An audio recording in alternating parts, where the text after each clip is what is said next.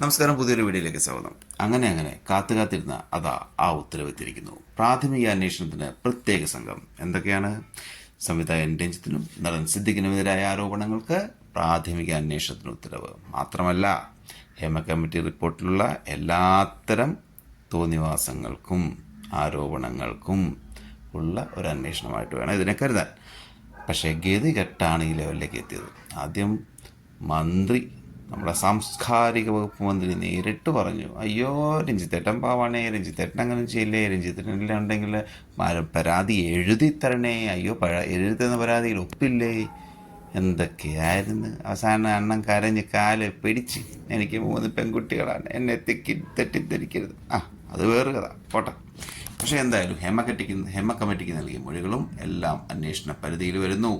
പ്രധാനമായും നമ്മുടെ സിദ്ദിഖിനും രഞ്ജിത്തിനുമെതിരായ ആരോപണങ്ങളാണ് ഈ അന്വേഷണ സംഘം അന്വേഷിക്കുക. അപ്പോൾ നമുക്കൊരു ചെറിയ ഒരു ആശ്വാസത്തിന് വകയുണ്ട്. ഗതികെട്ടാണ്. മനഃപൂർവ്വം എന്താ പറയുക, ആത്മാർത്ഥമായ ഒരു ആഗ്രഹമായിട്ട് ഇതിനെ കാണാനാകില്ല.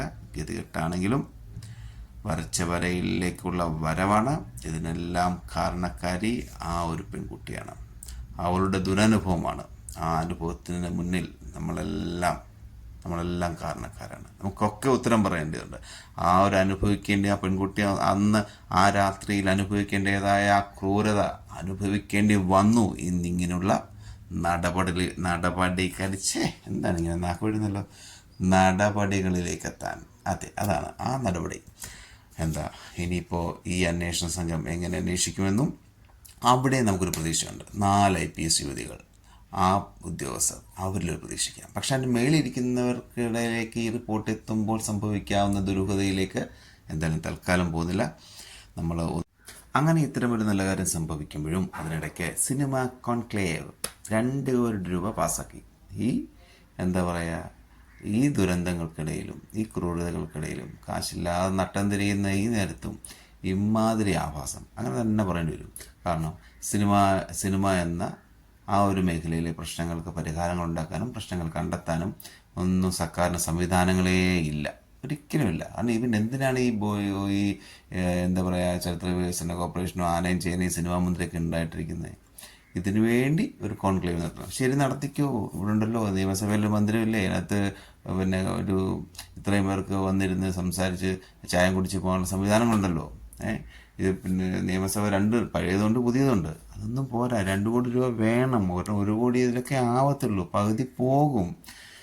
എന്താണ് ഈശോ ഇങ്ങനെയൊക്കെയാണോ? 400 പേരെ പങ്കെടുപ്പിക്കും. ഈ 400 പേർക്ക് വേണ്ടിയാണ് ഇമാതിരി 2 കോടി രൂപ ചിലവ്. അതൊരു തോന്നിവാസമല്ലേ? തോന്നിവാസം അല്ലേ എന്ന് ചോദിച്ചാൽ തോന്നിവാസമാണ് എന്ന് തന്നെ പറയും.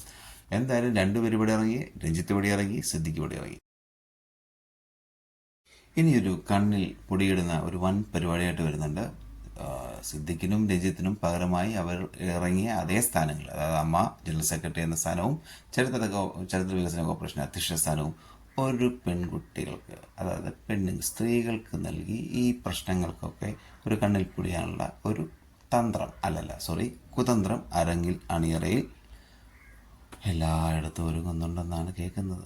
അപ്പോൾ അങ്ങനെ ആകുമ്പോൾ പിന്നെ പെണ്ണുങ്ങൾ കിടന്ന് ചിലക്കന്നെ അങ്ങ് നിർത്തല്ലോ അല്ലേ? എന്തിനിടയപ്പം ഇത് ഇങ്ങനെയൊക്കെയാണോ? അപ്പോൾ കുറച്ച് അന്വേഷണം എന്നൊക്കെ പറഞ്ഞ് 5-6 മാസം കഴിയുമ്പോൾ അതൊക്കെ അങ്ങ് പൊടി തട്ടി അങ്ങ് വലിച്ചീറി കളയാമല്ലോ. എന്ത് പാടിയത്? എല്ലാം കാത്തിരുന്ന് കാണാം.